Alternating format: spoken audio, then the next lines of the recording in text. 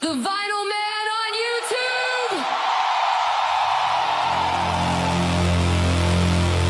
What we did on Record Store Day! Two guys slept through the vinyl parade. No lineups, no dawn, no deals to be made. While crates got flipped and rare grooves were found. They stayed home chillin', no needle, no sound. But later that night, with a drink and a laugh, they spun what they had, live streamed and had a blast. The Vinyl Man on YouTube.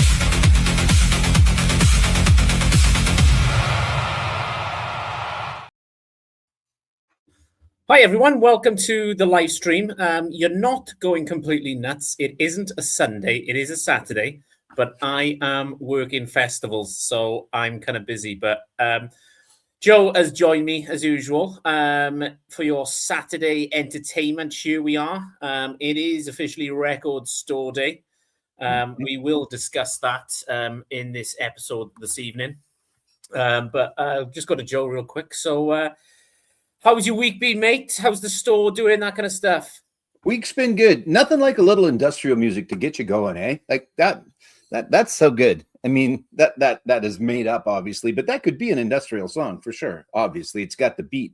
It's got the good beat. You can dance to it. And how come when I do the little animations, you always get better looking and I look like shit all the time? I'm not sure how I'm the one doing it. I don't know how that works. But anyway, yeah, no, it was good. Good week. Now, as you mentioned, it's Record Store Day today. Your part of the world, it's kind of done already. My part of the world, it's 1 o'clock in the afternoon, so it's going on. But here we are. I had partook in no way, shape, or form, and I run a record shop. So I don't know what that says, but we'll get into that, right? It was quite funny actually because I went on eBay and and I just had a look, literally. The only one that really threw me that I wanted to get was the Bruce Springsteen live from Asbury Park, which I think is a 4-disc set there. Yeah, it's something like that. And it was up already on eBay for 130 odd pounds, I think, which is kind of close to Record Store Day, which makes me think it may be a store selling it. It could be. Yeah, it could be that, I guess. You know, I mean, we can get into this. You also asked me how the store was. Like I said, the store's been good. My channel's been good. Jeopardy's going. We've got some new ones coming out in the next little while, but we'll get into that a little bit more as well. So I don't know. Do we just start in with this Record Store Day chat, I guess? Yeah, I think so, because it's kind of, it winds me up, Joe. And it's wound me up for the last 2 years, if I'm being honest. It's just an absolute cash grab at this point, where I think I mentioned this last week to you when we done the live stream with Daryl, which I think a lot of people enjoyed. Yeah, the game yeah, show. it was good. Yeah, good. But it's kind of like literally. So I was in work at 4 a.m. this morning. Yes. I sent a message to Joe. He's like, "You need to go to bed." I'm like, "Mate, I'm going to work in 10 minutes." What are you doing? Yeah, never mind. Yeah, I'm not going to bed. I'm just getting up. So, so I looked at it. There's been quite a few videos on YouTube showing kind of what they picked up, that kind of stuff. I don't feel like missed out at all this year. And I felt last year I kind of bit myself in the ass, if I'm being honest. Like, for instance, the Killers and the Bruce Springsteen live at Madison Square Garden, which was pretty much an EP, was that 3 songs. That cost me close to £40, which you're looking about 50 Canadian dollars at this point for 3 songs. I know. And I kind of went, do you know what? I'm literally going to these record stores for Record Store Day, and I'm buying stuff I don't really need. Kind of, you know, I'm getting into Bruce. I like the Killers, but was it worth £40? Probably not. No. So do you? Obviously, you must have loads of people coming in and asking you. Well, you know, like I love the concept back in the day, but it has morphed and changed and gotten so much worse, in my opinion. Now, I know there's lots of people that are out there that love Record Store Day, get everything that they want out of it, et cetera, et cetera. And as you and I have discussed before, my new motto, my new mantra is I'm not going to say something's shitty because I don't like it. So I'm not going to say that Record Store Day is a bad thing. I'll give you reasons why I don't like it. So, because again, there's people out there I know that participate and enjoy it and look forward to it. But yeah, people come into the store and I just explain some of the reasons why we don't participate. And part of it is because we can't. And I've said that before, because we do a little with new stuff. We're mostly used at the shop. We do some new. We do a lot of special ordering for people, and that is a big part of it. But we don't buy enough right now to qualify to be Record Store Day. Now, again, that is of the opinion of Record Store Day corporate or whatever. In theory, as an independent, I should have access to those Record Store Day titles, but we don't. We have access to them after the fact if our supplier still has some left, but in advance, they want you to buy a whole bunch. And I mean, I guess in theory we could. We're not going to, because it doesn't make any sense. But so, from a store perspective, it doesn't make a lot of sense. From a personal perspective, again, it doesn't make a lot of sense to me. And we'll go through some of the reasons. But yeah, so people come into the store and are a little bit surprised. Now, I made myself some notes. One of the notes I made is that in Regina, and we were about 250,000 people, there are no independent record shops that are open today for Record Store Day, because we're one of the only independent record stores there are anymore. There is a very large used shop. There's some other smaller used shops. And then, of course, there's Sunrise, which is what HMV is and exact, but it's a chain. And that's the other bitch I have, is that the chains get Record Store Day product. And that's not what that was meant to be. But Record Store Day, the corporation wants to sell as many records as they can, but do they? Again, that's another point that I've got for later. But so in Regina, again, of 250,000 people, there is nowhere for anyone to go. And I guess that's partly my fault, because I could have tried to do something. But the independent shop shut down. They're not around anymore because I don't know why he did, because he's come and gone. But that was a very long-winded answer to, I don't even remember the question anymore. I've been babbling so long, but as people have been asking you, right? About Yes, yeah, and that's the thing, and it's unfortunate. But back to the chain. So Sunrise, and I hate to keep suggesting them, but I think everybody here is familiar with them. It's like an HMV. It's like Walmart, right? But it's not, because it's solely records and music and video games and all of that stuff. Why do they have Record Store Day titles? That's not what, in my opinion, what Record Store Day was supposed to be. Record Store Day was to be the promotion of the independent retailer. And it's been going on for a long time, and it certainly had its advantages. And maybe at some point they went, you know what, we've done all we need to for the independent guy. Let's open it up, because Record Store Day proper, the corporation, which it is, gets a cut, right? So the more places they can put Record Store Day titles into, the more they're going to.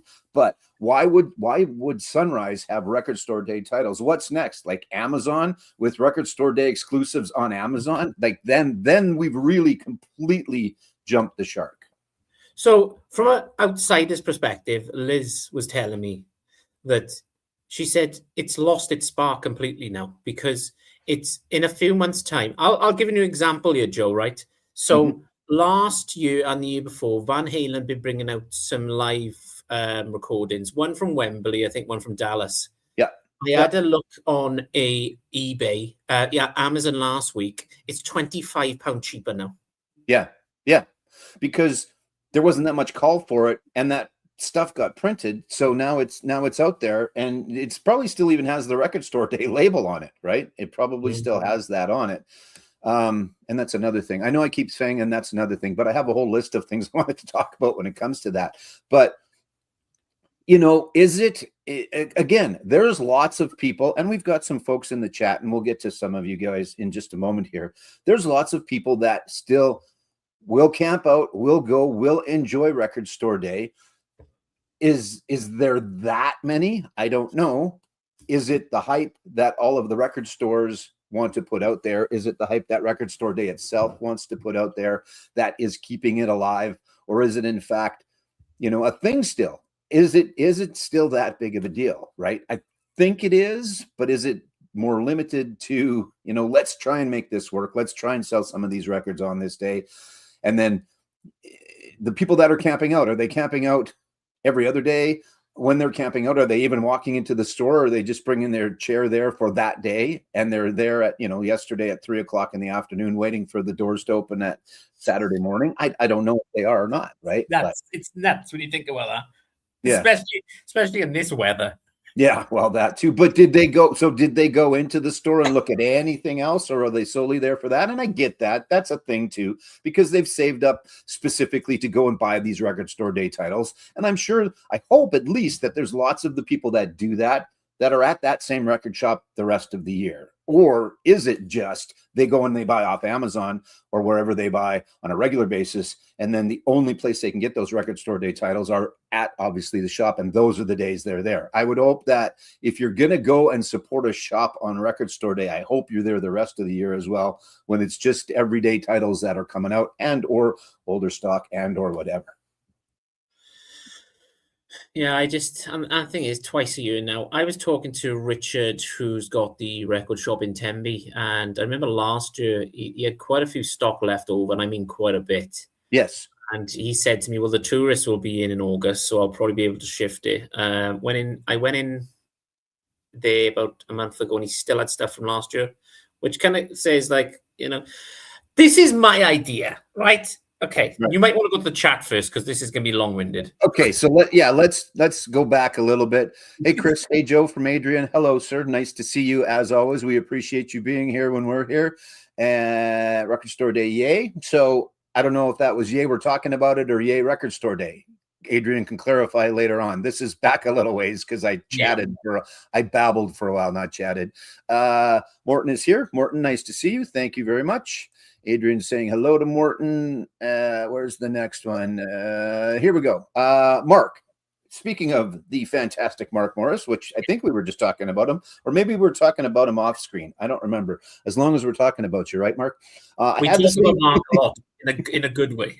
That's right. Exactly. I had the same feeling this year. There were some interesting things out there, but nothing I'm really to fork out that much money for. That's the other thing. Pricing's gone ridiculous. But Saskatchewan, yes. I'm not sure if that was a question or you're just spelling it correctly. And if you were going for spelling it correctly, Morton, you 100% did. That's very good.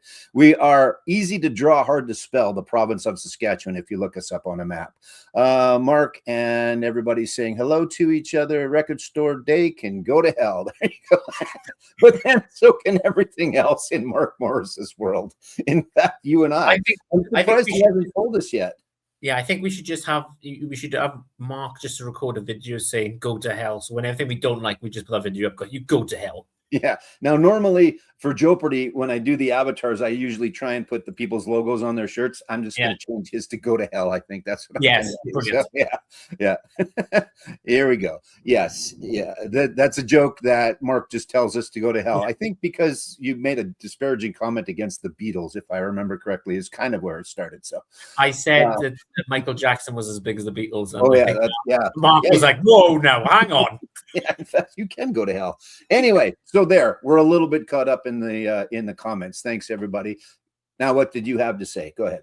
So I don't know if anybody's thought of this before, but my idea was before Record Store Day, this time of year now, Record Store Day is just about to finish, right? Or maybe because we've got another Record Store Day coming up. What is it? September? Well, it's usually Black Friday, right? Is the other one? Friday, okay. So why don't Record Store Day, the actual franchise, the company itself, ask people who go to these record store days what they actually want? You know, I'm going to mention greatest hits here. I'm going to get battered in the comments, but I would love a Blur's greatest hits, which is all I would need off that band. You know, do you want a proper live recording for let's say like Pearl Jam? You know, a limited edition, something Nebworth, a live Glastonbury kind of performance that went down in history as one of the greatest, like, you know, Bowie live at Glastonbury, I think they may have done, or something or around those kind of lines where people actually want stuff. I just find there's too much jazz. There's too much shit. You know me, when it comes to jazz, I just skip over it. If somebody's showing a jazz video, I'm sorry, I love you, but I am not sitting through 2-3 minutes. I will skip the shit out of it. because it does not interest me in the slightest. And I know there's a lot of people subscribe to my channel that are jazz lovers like Cam and the rest of them, but it just doesn't do it for me. So I thought, why didn't they come up with a system? People can fill out a form and kind of go by genre. What genres would you like to see for the next record store day? Click on that, and it gives you a list of artists. You can click on it and give feedback. So that was my thought. I don't know how you feel about it.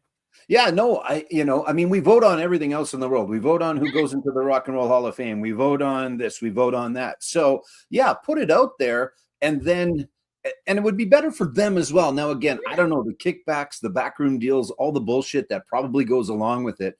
But you're right. Do we need, how many different live versions of stuff do we need?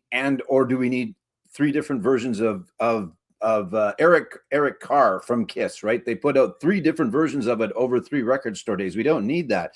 Give me a list. And there's lots of time to do it, because they can start doing it today. They can put out the voting today, and it can end in whatever for Black Friday. There's some timing that has to be done, of course, but give me 20 titles and everybody can vote on them. And there's 10 titles, and those are the 10 titles that most of the vinyl buying public wants. Now, again, what's the backroom deal between A and B? And hey, put mine out because I own the rights to this music and I would like this to get out on record store day and that. But yeah, I like it. There's ways that I wanted to say they can fix it, but that's not fair.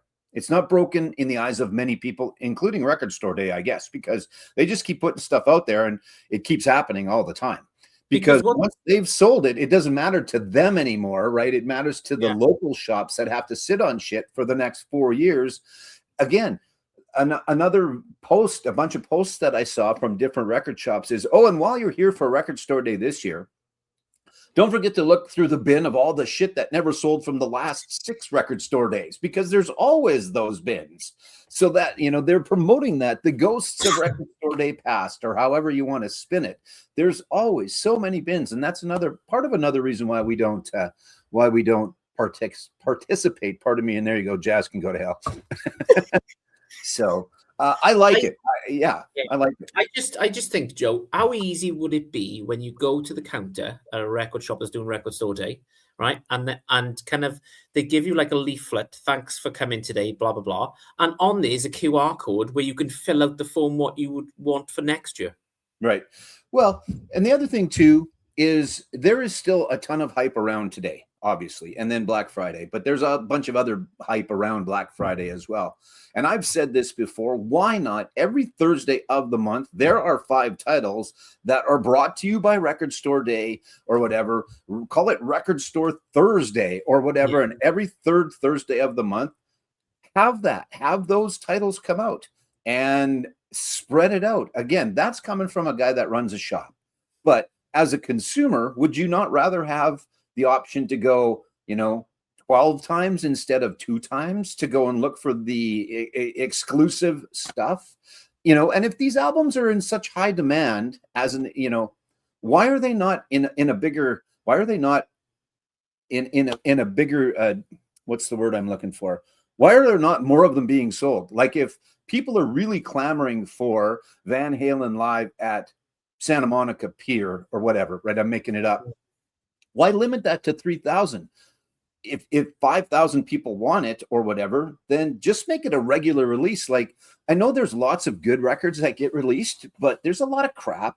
And shouldn't the really good records be in a wider release? I mean, then you're just causing all the bullshit of the guys that will go and they'll buy the copies because they were first in line and then they go and they flip them, or the collector, right? It's really not getting in the hands of the people that want it. But if it's that big of an important title, why are you not just putting it out there as a regular release? Why does it got to be part of this? And I know that I get it. Don't get me wrong. I get it. But if it's worthy of this big deal, make it a regular release. Let's get it out there. Don't limit it to like the DGs, right? When the Foo Fighters did that, they could have sold a whole shitload more of them, I would think, right? I would have thought they'd been a Foo Fighters band. I know I would have got one as well, but I'm certainly not paying $300 for one now. So, but there's examples of great things that did come out on Record Store Day that why not just make them an actual release and put it out there? Again, there's all the hype and all the hype machine and all of the other backroom dealings that are going on Record Store Day. But it's lost it. Back to 20 minutes ago, Joe, has it's lost its luster or its shine? Yeah, it really has, in my opinion. Again, I'm not shooting it down for those that are enjoying it, for those that look forward to it, for those that partake in it. I'm giving you reasons why I'm not a fan of it anymore. And I never really was that big of a fan. Again, it was like, I want to go and I want to get the stuff I want on a regular basis. I mean, it's a very cool album. I don't want to have to just have one damn day to go and buy it. I want to go and be able to get it. I just find like, yeah, I just find it's bullshit. I'll just show you an album in it, right? 2 secs. Hang on, let me try and find this, because you'll know exactly what I'm talking about here. So this, okay, Darkness. Yeah. Okay, yeah. This is When We Take It to Hell and Back. They brought out a Record Store Day, like a live fucking recording of this. I'm like, what are we doing here? Yeah. What are we just grabbing random albums now and just putting on a live fucking recording for Record Store Day? I know. We've got a copy of that original actually at the shop for sale in case you're looking for it. All right, you've already got it. Wind me up. Yeah. No, you're right though. That's the thing. And really it's become a day. If you look at it in the grand scheme of things, it's become more of a day of disappointment than it has of jubilation, because more people won't get the album that they want than will get the album that they want. I think I could be wrong. I don't know, but I would say there is always more people looking for some of those titles that are going to walk away disappointed and disillusioned with Record Store Day. It's like, well, fuck, why did I get up at 6 o'clock or whatever in the morning? And then the guy in front of me grabbed all 8 of them or whatever he did, or grabbed the 2 that were there. So now now what was a joyous event, or what was supposed to be, oh man, I'm going to get that record, it's disappointment. And I think that is more than happy. I could be wrong, maybe not, but I think there's more people disappointed in the fact they didn't get it than they did get it. And I think a lot of record stores are getting less and less when it comes to actual posters for the day, 2 bags, kind of stickers. That's all gone. Like, it's very rare now you find kind of, I think Richard in Tempe, I think this last year and this year, he was giving away free beer. Right. You bought on Record Store Day, you get a free beer. Get a beer, yeah. And he's done that out of his own pocket. Yeah. So it's kind of, There's a few shops, again, just because I follow a bunch of different shops, there's a few that do actually make a big splash out of it. They've got some local acts, or they've got a DJ playing and things like that. And that's great. That's fantastic. Some do have some local artists that they slip in on Record Store Day that have their own pressings, which is awesome. That's good. But I'm not a fan. And again, I can't stipulate enough. If you enjoy Record Store Day and you want to participate in Record Store Day, have at her. I'm not disparaging the person for doing that or the shops for doing that. It just does nothing for me anymore. The other part that is kind of stupid as well, I'm going through my list of stuff so that I don't forget. You know what? You go through the list and I will top up my water. Okay. So the next thing on my list, sit here and rant like a psycho. Go on, mate. There are a number of shops that don't even get all the titles that they ordered. I know at least of 3 or 4 where they've posted, we got a lot of it, but we didn't get everything that we ordered. So this day is on the same day-ish every year, right? It fluctuates a little bit, but they know in advance Record Store Day next year, 2027, is going to be April, 17th. How do you not have the 3,000 that you said you were going to print, or the 5,000 that you said that you were going to print, out to distribution to then get to the shops? Because they do get them eventually, but it's next week sometimes. I know there's a shop in Saskatoon. They always get kind of half of their shipment on actual before Record Store Day, and then they get another half later of titles that they ordered for Record Store Day, which again can be a bit of a blessing because then it gets people coming in the next week as well. But how does Record Store Day and the distributors and the pressing plants who know exactly when this day is, again, At least I'll give them 8 months. I won't say maybe 12 months, 8 months. They know this is the day. And these are the titles that we've put out there. So this is the shit that we need to get pressed. We need to get the distribution. Distribution needs to get it to the record shops to have. Because people get pissed off when the guy in front of them bought the last one of that they wanted. Worse is you go and the store goes, oh no, we didn't even get our copies of it. We might have it next week. I think we're getting our copies. I'm not sure we're getting our copies. It's ridiculous. I just don't get it. So it's the weird bit for me is like they don't know what they're getting, even though they're ordering a shitload of stuff. It's kind of you might get just shit.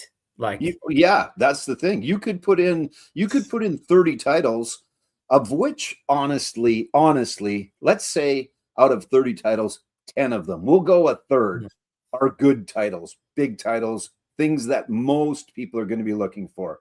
Those other 20, there's always going to be someone that's going to buy it. But so you put in your order for 30 different titles, and some you get 5 of, and some you get 1 or 2 of, and then you don't get any of the 10. And then people come in your shop and it's like, wow, we went there record store day. They didn't have anything that I wanted. I just, and not to beat a dead at this point horse.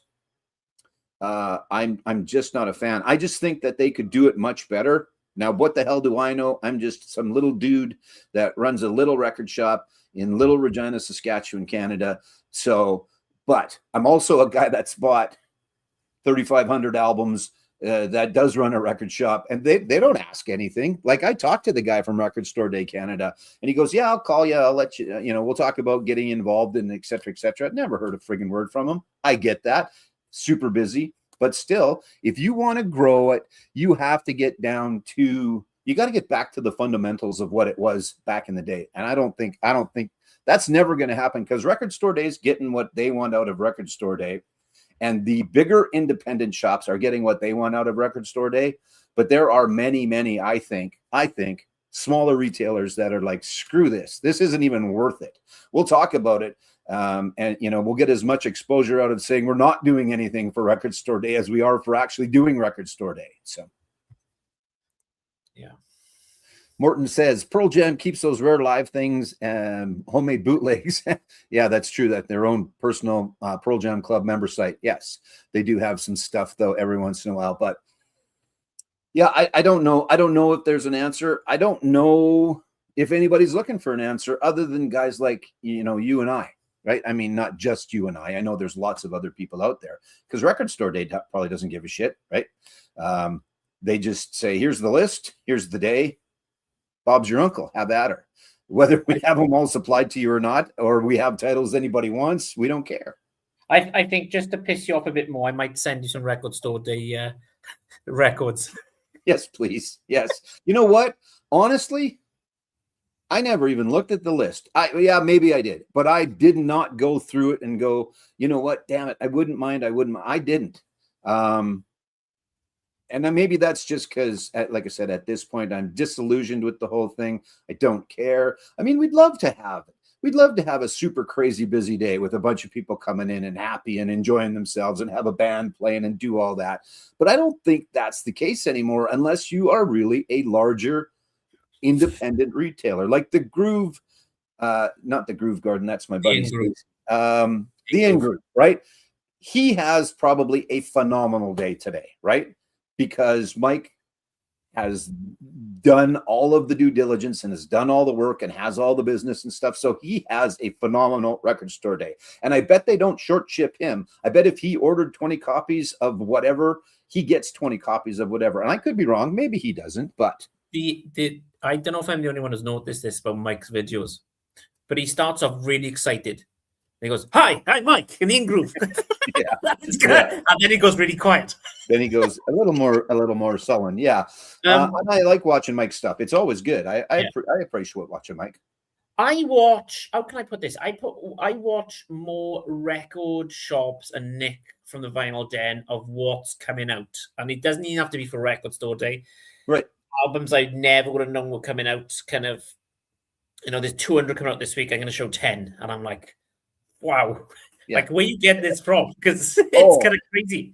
Yeah, I should send you a list, because we get from our supplier. Here's the list of the new stuff that got added to the system, and there are times where that list is 100 records long, and I certainly never proclaim to know. I mean, I know what I'm talking about, but I never profess to be an expert in any way, shape, or form, or have some vast, massive music knowledge. But there are times where I'm like, never heard of them, never heard of them, never heard of them, never heard of them. And again, that's me. That's where I am. Maybe that's because, I mean, and I do try and widen my taste a little bit, but there are a whole shitload of records put out all the time. And I don't know how many are sitting there and how many are doing what they're doing, but yeah. Let's just put record store date to a shelf for a couple of minutes here. Okay, let me look at my list. Hold on. And then, okay, I'm done my list. Okay. So there's a thing in the UK, which I'm quite surprised this hasn't caught on with. And it's called National Album Day. Yeah, you and I had talked about that a little bit before, yeah. Now, have you got anything in Canada? Now, for anybody who doesn't know, who's not from Britain, from the UK, we have National Album Day, where albums get released that haven't been released on vinyl or haven't been released on vinyl for a while. So kind of, I picked up Embrace Out of Nothing on red vinyl for that day. I picked up Travis on white vinyl, the man who I picked up Stereophonics. Picked up Stereophonics. Surprise. Yeah. And that kind of stuff. Is there anything in Canada slightly remotely close to this, Joe? Because I think that would be amazing. Especially Canadian music is so big. Like, you've got so many great artists that I'm quite surprised this hasn't is it anything close to the UK what we can have? No, and that's what I'm asking for as a retailer. Again, do something like that. Not this one day, and nothing against Peter Gabriel, but this one day, here's a zoetrope of Peter Gabriel's Sledgehammer, which looks cool, and I will probably get if I can get it later. But instead of that, give me the titles that people are looking for on a regular basis, and again, bring them out every third Thursday of the month or whatever. And whether that's 2 or 10 or whatever, if all of a sudden it's a better month and there's 5 releases, great. It will get people in and buying more all the time. Mark says that sounds awesome. Yeah, I mean, that's the way that it should be. I think Rhino kind of started to do that a little bit themselves as well, where they started to do that on a regular basis, and then it was on the shop to actually bring them in on a specific day or whatever. But yeah, I mean, there's lots of better ways. There's lots of better ways to get the stuff that those of us that are looking for those older titles and or maybe some more obscure type things out there. And that's great, but we don't have that. We don't. So unless I'm missing it, but I don't think I am. So well, I'm a bit pissed off today, if I'm being honest. Sure. I'm a bit pissed off this week, actually. So thanks to Joe, I listened to a podcast about a year ago called Fake Zombies. Yeah, it's good. Which I highly recommend. Honestly, now it's freaking amazing. Honestly, it's brilliant. Yeah. So I kind of done a deep dive on the Zombies, and they were releasing an album with a 7-inch, which was supposed to be delivered to me 2 days ago, 3 days ago, I think. And it's coming from the UK. Like, it's a UK press that's shipping all over the world. And I had an email this week saying, we're writing to let you know your order is currently experiencing a delay. Now, I spoke to Sam St. John this week because he was the one who showed the video saying, this is coming, it's on the web store, that kind of stuff. Right. Sam has had no delays. Mate, this is coming from the UK. How is a UK citizen getting a delay on a UK pressing? Yeah. It's going to America. Yeah, and we have that shit happen more often than it should at the shop. Where, as an example, there's a small shop. They can't be that big because the town itself or the city is not that big in Fargo, North Dakota. Orange Records, and I follow them on Facebook and Instagram and they will show an album that they just got in, a new release. So they've got it, But my supplier says, no, we haven't even got our copies yet. So not have I not got my copies yet, but my supplier hasn't even got it from Universal Canada or whatever, right? So release days, unfortunately, are bullshit, really. I mean, and in my world anyway, in the small independent in Canada world. But I know even, some of the larger chains, Taylor Swift as an example, Life of a Showgirl. Yeah. Everybody in the world's got, hey, we got our copies in, we got our copies in. I'm looking at mine haven't come in, mine haven't shipped, mine aren't even in Toronto at the distributor yet. So Universal Canada didn't get them to them, and then they in turn didn't get it to us. Yet the people that ordered it from me, and I did a whole video on this, are out there going, well, but if I look at whatever Orange Records in Fargo's got it. Why don't you have it? It's ridiculous. And then, so to your point, Sam's got his copy, you don't, and it's coming from the country that you're in. Well, ish, right? So, I don't know. So just quickly, Joanne's messaging me. Hold on. Settle down. Okay. She was messaging me. That's not what it said, but she probably should. So yeah, that one pisses me off. Even again, yesterday there was 4 titles that were supposed to be in or available. If you look out there, it said these titles are going to be available April 17th. Haven't even come into my supplier in Toronto yet. So best case scenario, they get the Monday, they send them to me. I maybe have them for Thursday when they were supposed to be out this Friday. We don't all need it right away, but sometimes we want it the day that it was supposed to come out. We want it. And then again, if you look at Orange Records, and I'm not using them derogatorily, I'm using them as an example. They've got their copies already. They're selling them, and I'm making the people that ordered it from me wait. It's ridiculous. I thought of a fantastic idea. You ready for this? I'm ready. I'm always ready. You know how my mind works. It sounds fantastic till I start speaking, and then it just sounds like absolute garbage. Then we just have to interpret. But go, yeah. Yeah. Okay. Why don't they do kind of like maybe not a record store, but like album day release? Why don't they do made in Canada, released on International Canada Day? So Happy Canada Day with a Canadian kind of day of music. Yeah. That gets re-released. Something. I don't know. Like what? I understand why they have to put a release date on something, but if you're not going to hit it, then why have a release date? Just say sometime in April, not April 17th, but sometime in April, this album is available. In the rest of the world, everybody will have it and will be listening to it already. And it's not every album. That's not it. There's lots that do come in on time when they're supposed to. Taylor was an example of people, because I had 20 orders for it, and I had to explain to 20 people, I know everybody else in the world's got it, but I don't have it yet. So I appreciate that you ordered it from me, and I'm trying to build up my business, and I'm trying to get the new sales.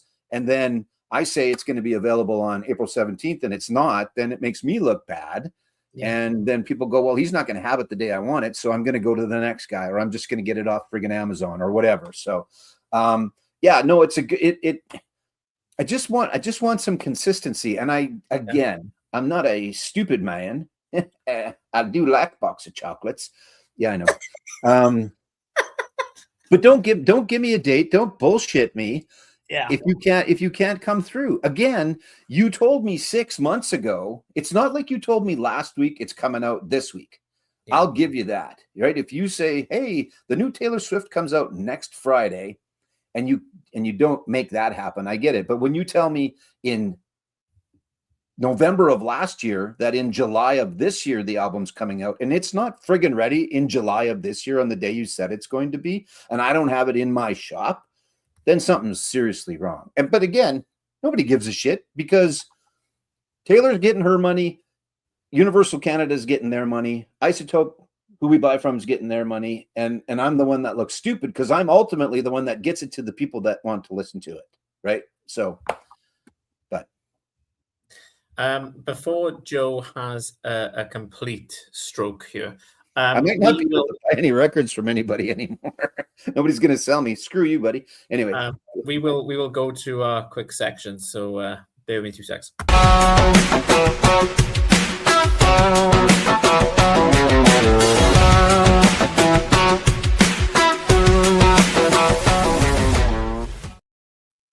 So, if you haven't, I have.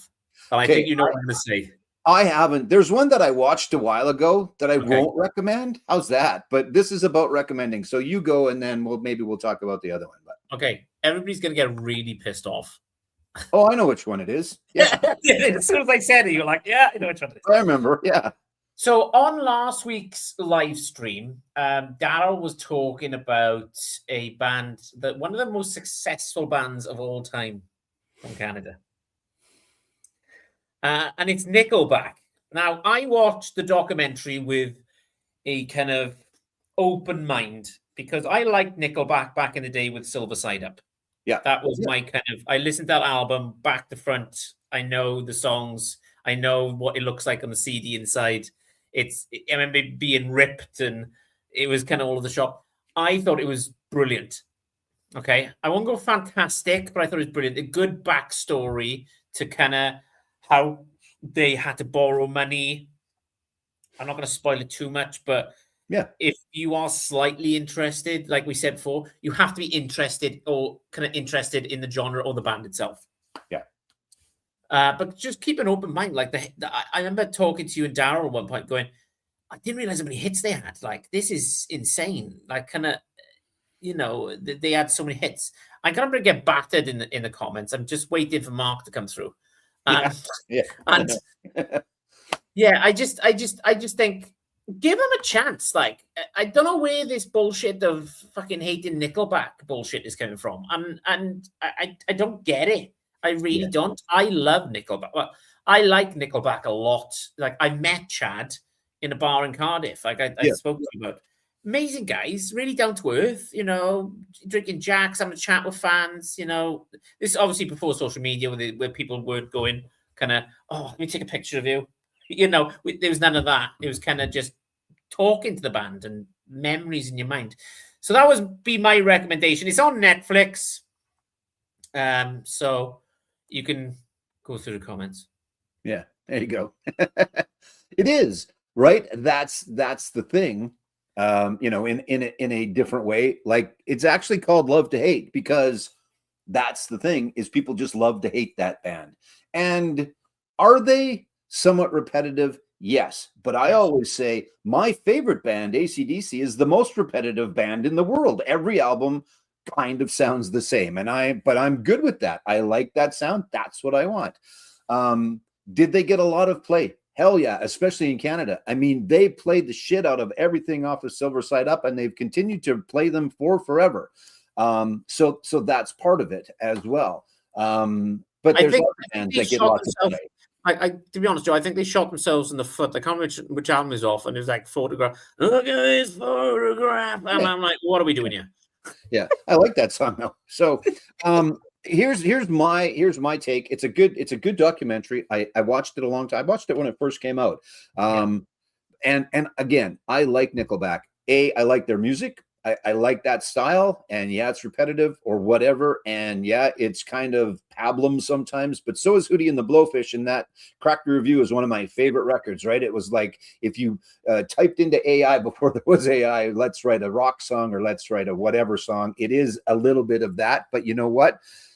If I could write a rock song that sold 1 billion copies, I'd write the same damn song. So they always put on a fantastic show. They are very good live. They are very energetic live. They always sound great. They're great musicians for what they play. They always have great opening acts with them, or at least the times that I've seen them, they've always done that as well. So I have no problem. I don't own a Nickelback shirt like Daryl. Daryl loves them, maybe just a little bit more than we do.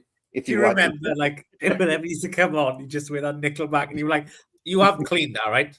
Yeah, exactly. You watched that, right? So yeah, but I like them, and it's a good documentary. So give it a go. The one that And again, I'm trying to be, I'm in my life as I've grown up more, being 60 plus now, I've tried to say less, that sucks, as much as I don't like that. Yeah, Daryl likes Nanook. Yes, he does like Nanook. There was a documentary, and it's brief. It's like 15 minutes long that I was looking forward to. It was one called The Man with a Million Records. And then it ended up just talking to this old dude. They never showed me any of the records. They never did that. So, you know, there are lots of little short ones out there, and there's lots of great full-blown documentaries. There's lots of really official documentaries, and not the Chili Peppers one. We talked about that. There's lots of good stuff to watch if you want to increase your knowledge of rock and roll, and then you want to come on to maybe a Rock and Roll Jeopardy and be a contestant. Maybe that's it. So let's play Roll that. the trailer. What do I have? I think I got a clip. So yeah, this is the game show that I run every week. For those that don't know, I know everybody in the chat here knows about it. I know you know about it. You've been on. We're filming a couple more tomorrow. But for those that are going to watch this later that don't know about it, here's a little bit of a clip. Let's try odd duets for 400, please. Odd duets for 400. All right. Again, I'll give you the song. You need to tell me who the artists are, please. Here we go. Say, say, say. Brian. Michael Jackson and Paul McCartney. Michael Jackson and Paul McCartney. That is correct. Yes. Dirty dog. His buzzer strategy hasn't worked yet. It's not working yet, but he's still working on it, I think, right? Yeah. Mark, I didn't play that on purpose. It just happens to be the clip that we've got in our media assets. So yeah, it's Jeopardy. Can we use that as a snippet for the live stream? You dirty dog. You dirty dog. Yeah, I'm gonna have to cut that out and use that. Yeah, we're gonna have to come up with something that's gonna work its way into the intro for the live stream. Exactly. I will put a link in the description down below. Go and check it out on Joe's channel, Racer Joe. I've been on, Mark's been on, Brian's been on, Daryl's been on. You've had local people that live nearby that actually been on that were not in the vinyl community. Yeah. If there's anybody out there, even in the chat, who's going to watch this later, get hold of Joe. Joe, how can they get hold of you on your email, mate? Yeah, I mean, they can link or they can comment on this video when they see that, and then I'll get a hold of them, or just email me at theracerreport@gmail.com. We'll get you set up.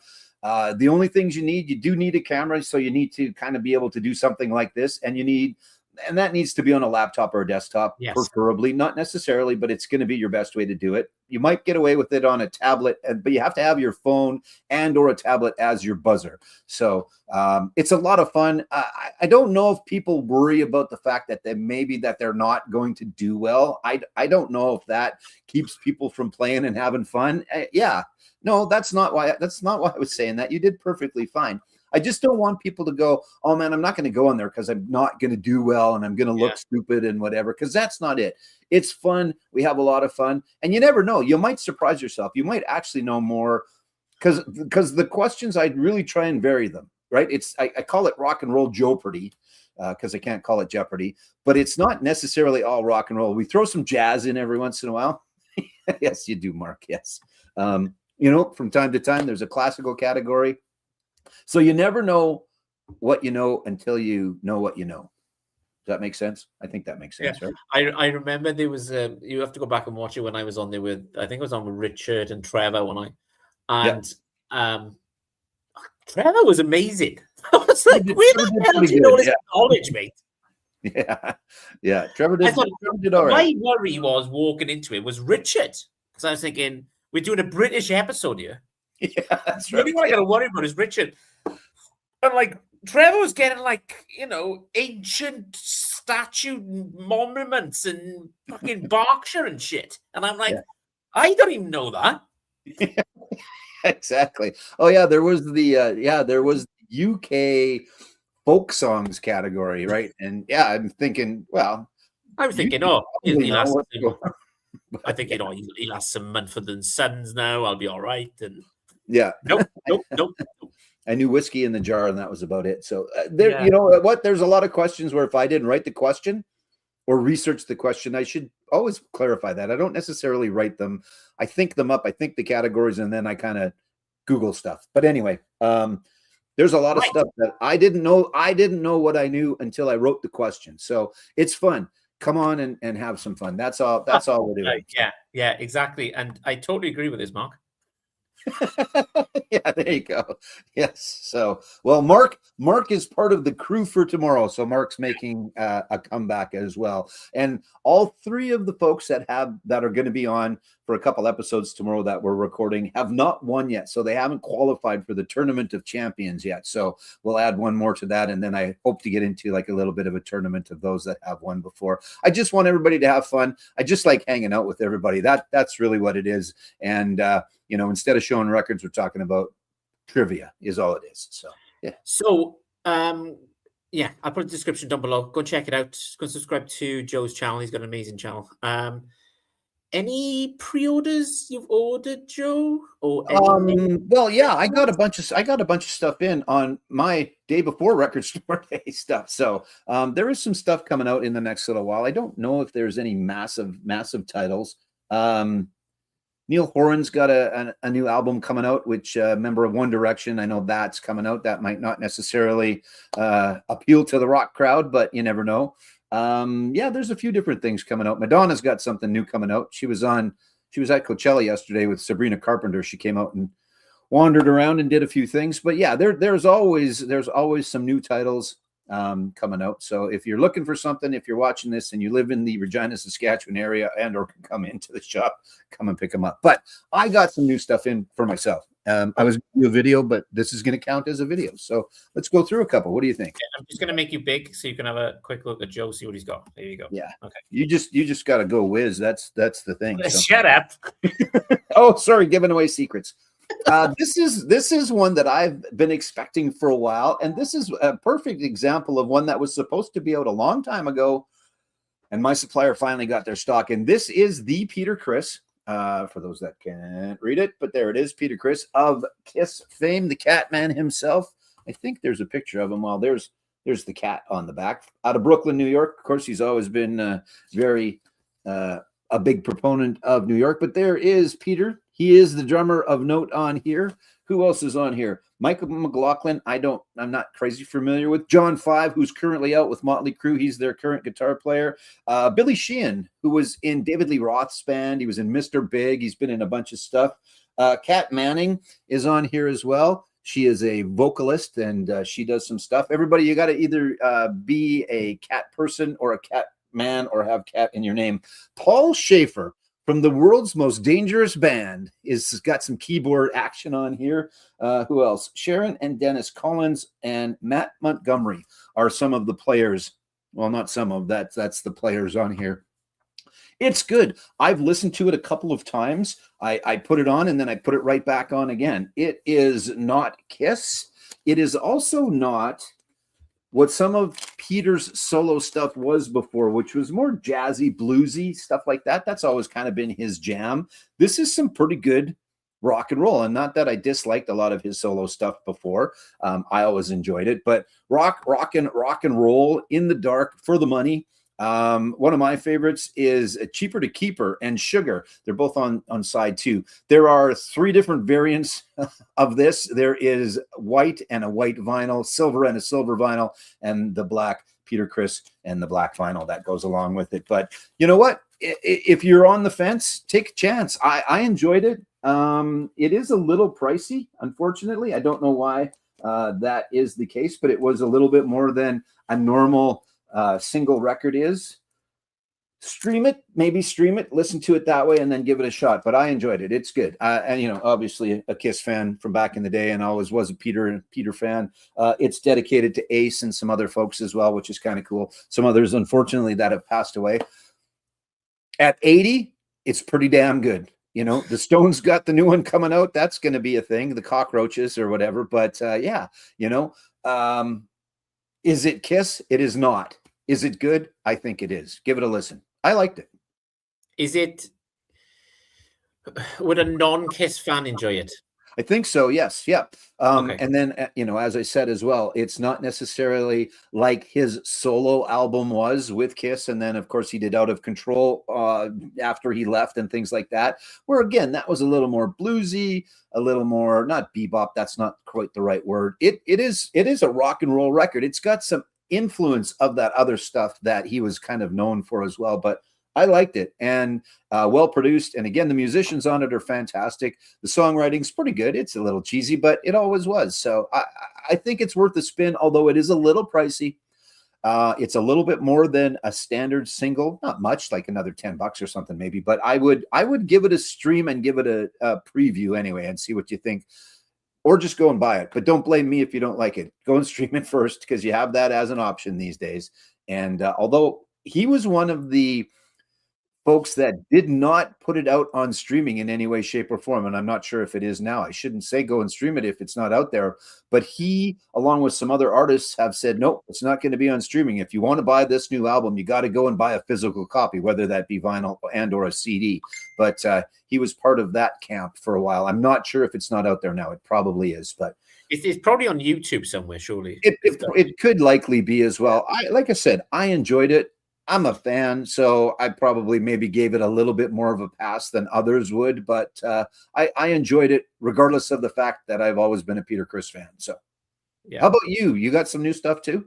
I've pre-ordered some stuff. Oh, okay. So yeah, Rhino has done me again. Yeah. Rhino's dangerous, right? They put some good stuff out there lately. So since I watched the documentary that you recommended, you've cost me a lot of money. Yeah, I know. You're welcome. CBGBs. Yeah. So we did a punk episode, which I discovered kind of new music. I'm going to show a artist now that I have watched. Have I seen him live? No, I haven't seen him live, but I've seen his band live. So I haven't got it. Sorry, it's the Stooges. I've pre-ordered the Stooges, their first album and Funhouse. Okay. On a high fidelity Rhino, and I know you're going to roll your eyes, Joe, going, "Why did you order that? Because it shouldn't be on high fidelity, but you can't get it anywhere else." So No, I it's know. kind of that situation. You're kind of stuck. So they're numbered, which doesn't really bother me, to be honest. Had a good deal on this one, Joe. We've discussed this before. They must be coming from Germany at this price. I'm not sure. Yeah. Because it's reasonably, it's reasonable-ish, right? Or no? So it cost me for the Stooges album, self-titled, and the Funhouse one. In total, with shipping, worked out at $102. Yeah. So you're looking at $40 an album, and then shipping was $22. If I do this in UK pounds, was $23 into UK pounds. £17. So, it's I don't know. I've got, which doesn't make any sense because how much is to ship to the UK? Yeah, exactly. I'll just show you. So I don't know if this is going to show up on the screen here. But you can see for yourself kind of how does it cost? It costs, right. It's just an example here, all the bullshit that comes with shipping stuff to people. On average, it cost me about 30. Like I did, first time I sent something to Joe, it cost me £15 and took like 6 months to get to him, and he was back. Yeah, that's right. Yeah. So every time I send something to somebody, if it's Mark, if it's you, if it's Daryl, I go with a £30 mark because you're guaranteed within 7 days it's gonna get into you a lot quicker. Because I think the first one I sent you went on a car, it went on a van, it went on a boat, then it went on a cruise ship, then it went on a docking station. So it was kind of, fuck this. So I'd rather spend the extra cash. So that cost me £30 just to send what? How many albums? 2 albums I sent you? Yeah. And like I know. it's only cost them $22, which works out about £15. Yeah. So how the fuck are they doing this? I don't know, but they are. I mean, it should be much less. I paid, like when I sent you what I sent you, the black tea and stuff like that. Yeah. That was $120 was shipping on that Canadian. So that's what, 60 pounds, we'll call it, half, whatever. Yeah. And that got it there in about 10 days or so. And it was a little bit heavier of a package, but still, it's just ridiculous. But then others are doing better. I don't know. Yeah. Hey, look, black tea. Hey, I got just for everybody's situation here. Yeah.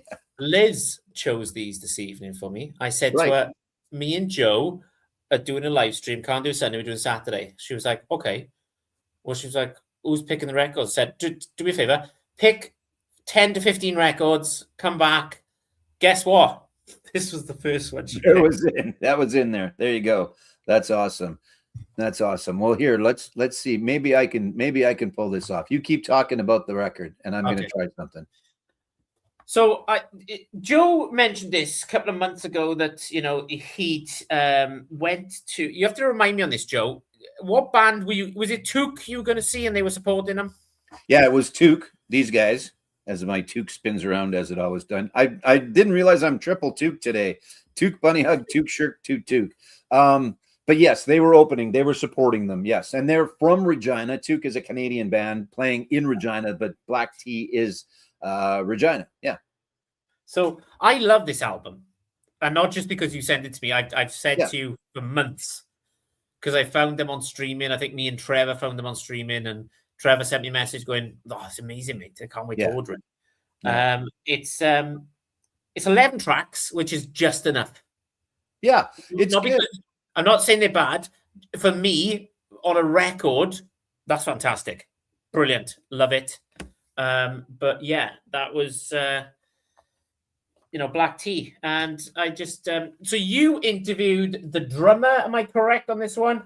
Yeah, I talked to Dawson. Here, I'm going to put this up. There you go. Let's put that up. While we're at it, what the hell? Let's give him full promotion. Why not? Right, okay. Yeah, I talked to Dawson Dressler, drummer, and really, really down to earth, good dude. Talked a little bit about how they put this album together. There are 3 songs, I think it's 3, maybe 4, that were recorded a little while ago in Hamilton, Ontario, Canada. But then the rest was recorded in a small cabin just outside of Regina. They got all the equipment and they'd written these songs, and they had changed over the years. They used to be a little bit heavier, and they still throw some AC/DC in the live set and things like that. Yeah. But just a good down-to-earth kid and really good stuff, and they're doing well, which is nice. They're getting some airplay, which you have to do as a band. You have to do that, and then you have to get out there and support live and play live and do all that. But yeah, they're doing okay. They're doing okay here. You've probably got the album that's gone the furthest away so far, and I could be wrong on that. I don't know, but I would think that Tenby Wales might be the furthest that they've sold. But I will say this: I'm probably the only one in Wales. We'll go with that. I think that was a fair statement. And then, of course, we talked about Trevor's got it, Daryl's got it. There's lots of really, really good music out there. This really just hit home with me. Now, again, the fact they're from home, that helped. And seeing them live, that was the first time I heard them. It's not like I heard the song and then went and saw them. They impressed me from the start playing live. And it was like, okay, I'm going to go to the merch table. I'm going to get that album because that is very, very good. And it's up my alley. It's my style as well. That's the perfect situation, really, isn't it? Because it is, you've gone to watch somebody else and you've kind of ended up going, this support act is bloody brilliant. Yes. Yeah. And that's awesome when that happens. And it happens more often than not, which is great because that's what you want. And then a lot of bands these days are printing limited edition of the vinyl that is nice for guys like you and I to then, again, middle of the show before the headliner starts, you talk to the band, which is also very cool. Like they're the guys out there at the merch table selling the album. They'll sign it for you. They'll take the pictures if you want, things like that. But yeah, that's happened number of times, actually. I saw Alan Doyle, and we talked about that. The band that opened for them. They ran out of vinyl on the tour because people were buying their records. They were so impressed with them that they were just buying the vinyl at the shows, and they ran out, halfway across Canada, and they just, because they only printed so many. So, but more and more bands are now. I've been to some more smaller shows at the same place I saw that one, and the opening acts have had some vinyl for sale. Again, limited presses, limited runs. And but it's nice to see that they are realizing, I guess, not that they have to have some physical, but they're realizing that physical media, sending somebody home with your album, is not a bad thing to do, right? You want them wearing T-shirts, but you want them listening to your music as well, because that's what'll bring them back. I've met quite a few artists, like in Cardiff University, in the Union. Yeah. Kind of. So I went to watch, how many times I've watched Bone for Soup now, in 4 or 5 times. They're always fun. It's a fun group to watch. I remember back in the day when I was younger and was able to party all night. We'll just leave it at that. Now you got to get up for work. Well, mate. Yeah, sorry. I'm shattered. But, I've partied with Bloodhound Gang. That was an experience where they're pissing each other's drinks and they got to drink the whole pint. I partied with the lead singer from Wheatus, Teenage Dirtbag, if anybody doesn't know who they are. Yep. He was quite fun. He was kind of, how would you put it this day? I'm trying to be politically correct here. He's very centered of what people are saying on their lips. So he kind of concentrates. Yeah. I nearly said AC/DC. It's not. It's what do you call it? Anyway, he concentrates on what you're saying. Maybe it's a hearing thing with him. I'm not quite sure. Could be. But he was cool. Signed my T-shirt that I can't find. That is somewhere. Yeah. Yeah. I watched The Offspring in Bristol Academy back in 2001. And didn't realize I was talking to the lead singer from All American Rejects. And he's like, "Yeah, we were supporting tonight." I was like, "What?" You were opening for them. Yeah. I love that band. Yeah. Good stuff. So it's kind of things like that are kind of cool. And like you going to gigs and discovering music and then telling the vinyl community all about it. And then we end up going and buying stuff. And then everybody goes and buys it. Yeah. I told a lot of people about that band, and almost everybody was, some were a little more enthusiastic than others, but I think everybody got it, thought, yeah, this has some, because it's got, I keep talking about it and we'll move on, but it's got a lot of flavors. It's got a lot of different styles, but it's very cohesive at the same time. So if that makes sense. I will say about you are very good at recommending albums to individuals will enjoy that album. And that sounds weird, but a lot of people will say, for instance, "Oh, look at this. This is amazing. You should all get this." No, Joe will turn around and go, "Chris, I saw this band last night. They are bloody brilliant. I think it's right up your alley." And kind of like with Trevor. I think you and Trevor he's in more to his metal stuff, obviously. But you could see when I listened to it, I was like, "Oh, I need to get this." I sent a message to Joe straight. I was like, "Yes, let's do this." Yeah, no, definitely. That's the thing. So it's part of the whole thing, right? And so I mean, I love to obviously go and see the big shows, but I do try and get to some smaller ones when I can as well. As best as I can anyway. So before we move on, let's go through the comments. If there's anything left on there, I think Mark has left something. I'm not quite sure. There's a couple things from Mark. Back to our conversation about him and Daryl playing on Jeopardy. If there's an Anouk category, he is doomed. Stooges, yes, always a good choice for sure. I think Iggy was at Coachella last night. I thought I saw a picture of him. He's like 78, no shirt. I don't think Iggy Pop has worn a shirt in 47 years. Anyway, I think he was at Coachella. I thought I saw that. Anyway, yes, it is. It's ridiculous. And even within Canada, it's ridiculous to send it elsewhere internationally, but it's even ridiculous, sending it locally. And I usually say things like, "I love this album, but probably not for you." And there you go. Exactly. It's kind of like, they don't suck. I don't like them. You like them. You like them. So there you go. But and there you go. And one more. What the heck? Love Iggy, but he can put a shirt on now. Yeah. So that'd be like me walking around without my shirt. I'm gonna make a comment here that's gonna Mark's gonna tell me to go to hell in a minute. Cool. I'll make it anyway. I prefer the Stooges to Iggy on his own. I don't know. I haven't listened to a lot of Iggy on his own. I mean, I've got Blah Blah Blah, right, which was massive. I just prefer I like the sound Sure. of the band itself. Yeah. Iggy's Iggy. Yeah. Like, there's no getting away from that. No, that's right. But maybe I need to deep dive into Iggy. Like, I know the hits, but Sure. kind of maybe doing a deep dive into his like start where he started after he, with the Stooges and that kind of stuff, and then maybe go from there. So I bet back in the day that would have been a hell of a show. So it's the CBGBs was like, if anybody want to watch a good film, seriously now, go and watch that. It's got Alan Rickman in it, he's an amazing British actor. we had people argue with us on that one, though. I liked it. I didn't have a problem with it. Was it Academy Award winning cinematography and stuff? No, it wasn't. That's not what I expected it to be. So I'm going to show an album now, because I feel like we need to show albums at this point. But you told me to pull a whole shitload of albums, and we've shown. Yeah, I know. You've been talking for an hour, so we'll crack on. I'm going to show an artist in this band who's now not with us anymore. Taylor Hawkins, who played Iggy Pop in that film. He does. Yeah, there you go. I found this at the record store in Bristol. This album's called Get the Money, Taylor Hawkins and the Coattail Riders. Yeah. It's not Foo Fighters. No, you said, yeah.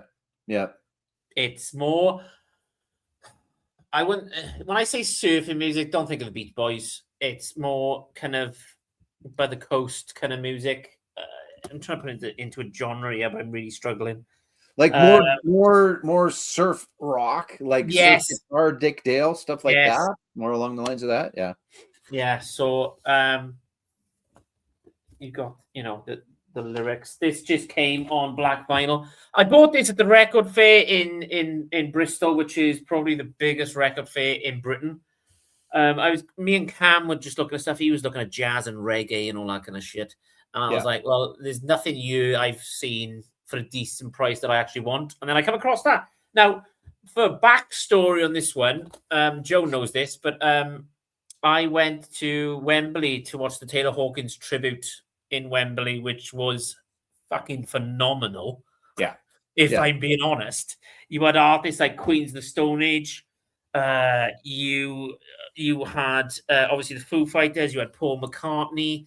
You had Brian Johnson from AC/DC. I'm trying to think. There was like Liam Gallagher was there.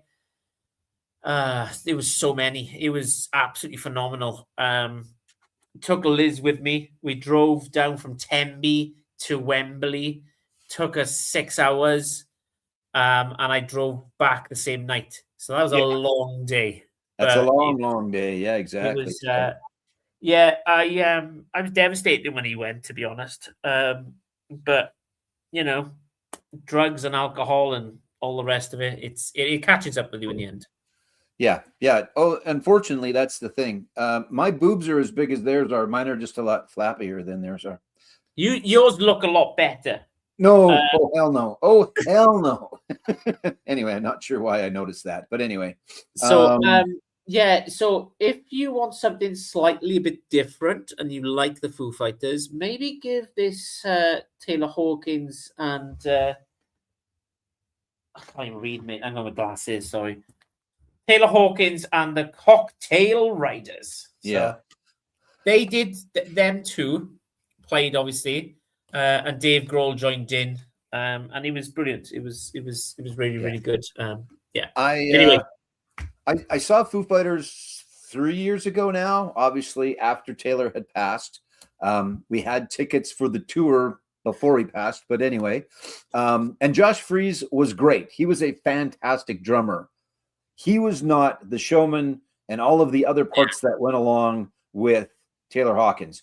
Josh can play the hell out of the drums, and I'm not positive who it is that's playing with them now, but they'll be able to play the hell out of the drums as well. But when he would come out, you talk about his singing, like when he would come out and he would do Freddie Mercury, right? They would always do where Taylor would come out, Dave would go play the drums for a while, and there's lots of great stuff on YouTube of that happening. And then he was a big part of the DG stuff and things like that as well. But he had a great voice, and he was just he just seemed like such a good dude.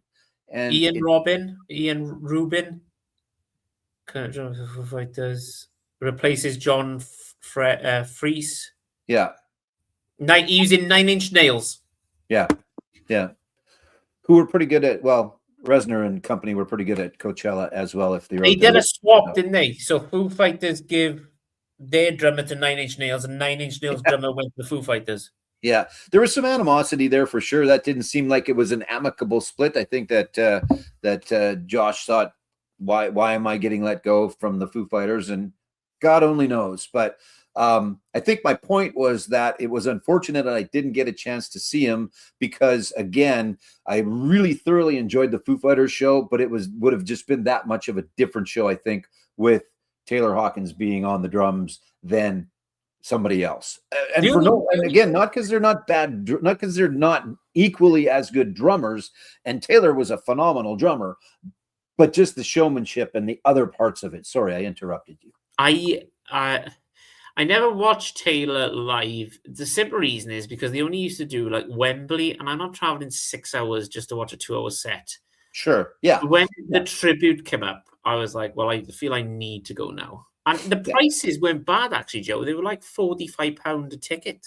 Yeah, which is perfectly fine. Yeah, that's the cost of a T-shirt.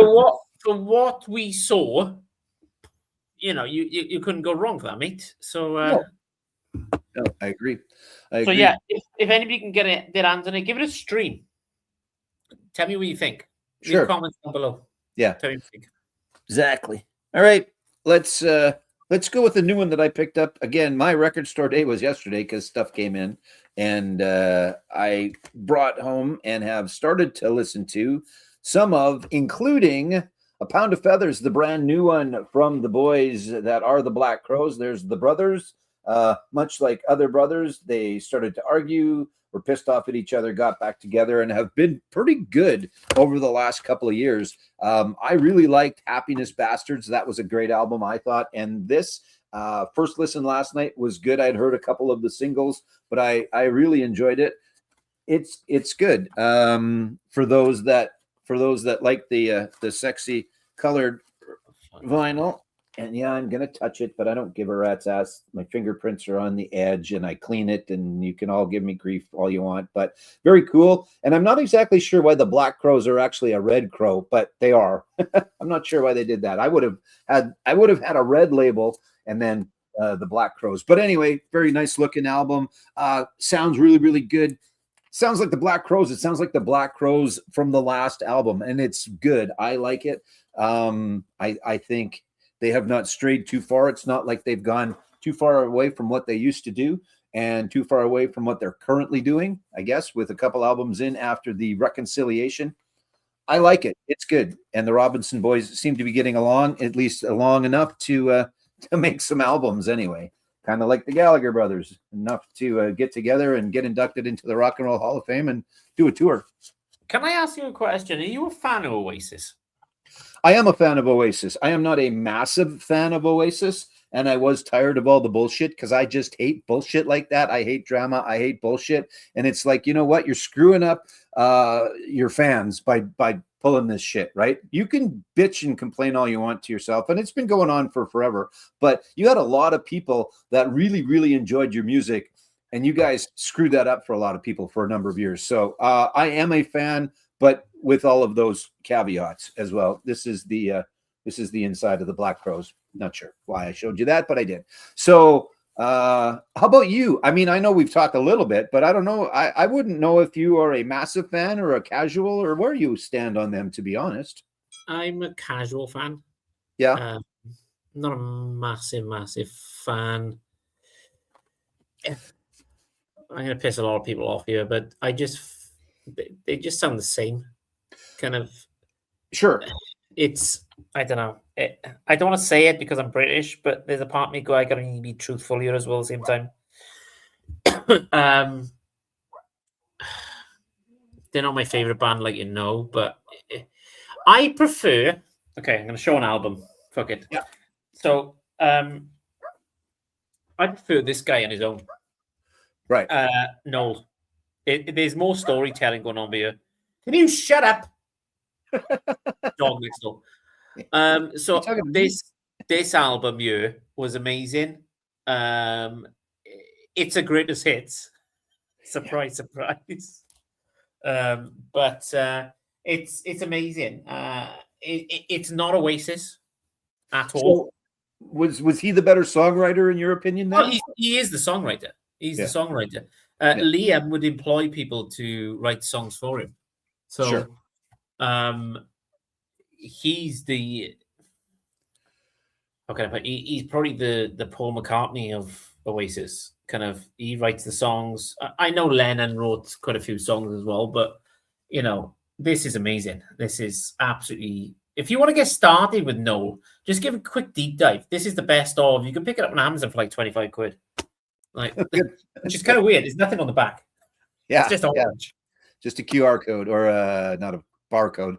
That dog can go to hell, says Mark. Yeah, it's a little terrier that doesn't shut the fuck up. He says thank you for the Liam acoustic version that you sent him. Sorry, mate. Yeah. No worries. If you like that, you might want to do a deep dive on Liam Gallagher's first 2 albums. There is a live album that he did from the Thames on a boat. Oh, okay.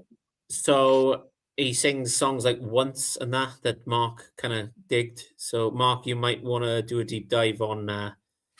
Have a look on streaming, mate. Have a look on YouTube. There's a video of him on the Thames doing that. So yeah, Cool. Mr. Excellent. Noel. That was Noel Gallagher. If, like I said, if you do like the Liam stuff, the kind of record store day stuff, then do a deep dive on him because he's got some bangers. It's kind of. It's not Oasis. It's more indie kind of rock, I'd say. Where I find Oasis are stadium bands. Yeah. That makes sense. So, I mean, part of that probably came from the fact that they were shoved down your throat there, right? I mean, I at least I imagine, and the whole them versus Blur bullshit and all of that would have gone on and been, again, I'm not a. I like a good drama, but I don't like drama for the lack of putting it a better way. For me, Joe, the first 3 albums were solid. And I find after that, it just went a bit too commercial. Kind of like a Blur situation going on. Yeah. Where the first kind of 2-3 albums were really good. But after then, it just turned to horseshit for me. So. Yeah. Hey, look, our good friend Richard is with us. Maybe he's been with us all along and not saying anything, but hello, Richard. He has no Oasis on value. Are you on vinyl? Are you a bad person? For sure, you are not a bad person, and not having Oasis doesn't make you a bad person. You know what? If truth be told, I didn't have Oasis till about a year ago as well. I mean, I always enjoyed the album, and it just was one of those things like, I should probably get some Oasis to listen to. And then I bought the first 2, and that's all that I have. That's all that I need. That's all that I have. I like other stuff, but that's what I went and picked up for myself. That's all I've got. I'm going to sound like a bad record beer, but for most people, Stop the Clock's the greatest hits would probably be enough. Yeah. Yeah. You've literally got the hits. Yeah. Deep cuts. Do you need a bunch of deep cuts? I mean, yeah, I shouldn't speak to them because, again, I am a fan, but I am a casual fan. So, yeah, I can't say whether other than what I have heard as the hits and or the few times that I've listened to the albums all the way through, that there's not a ton of other great stuff on there. I mean, there's albums that are so fantastic taking the hits away. Maybe that's the case. I don't know. You're saying it's not, but maybe it is. I mean, I'm sure we'd find others that it's like, oh my God, go to hell, right? There's a lot of people in the vinyl community, and not just vinyl community, that people, that will make comments and people I know, like, oh, you need to check this album. I'm like, no, I really don't. It's kind of, after you've viewed, Okay, so one of the worst concerts I've ever went to was Liam Gallagher on his own. And he kept saying over and over again after he finished the song, any Oasis fans here? Anybody want some lasagna? And I'm like, what are we doing here? Like, Yeah.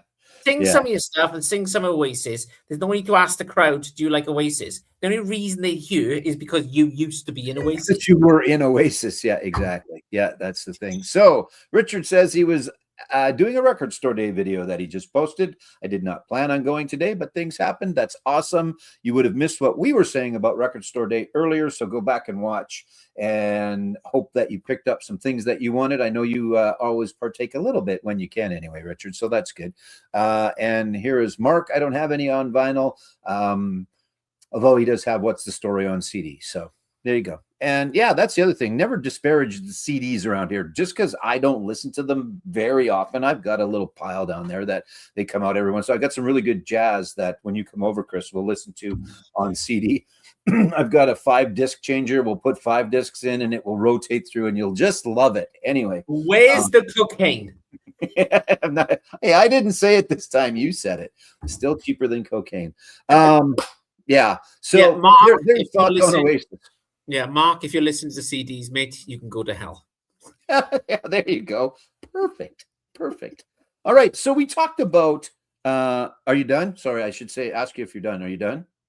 You're done-ish. Anyway. We talked about opening bands a while ago, and this is a gentleman that I saw open up for Darius Rucker. And I've shown this before. I can't remember if I've shown it on a live stream or I just talked about it in one of my videos. But the gentleman's name is Cassius Culpepper.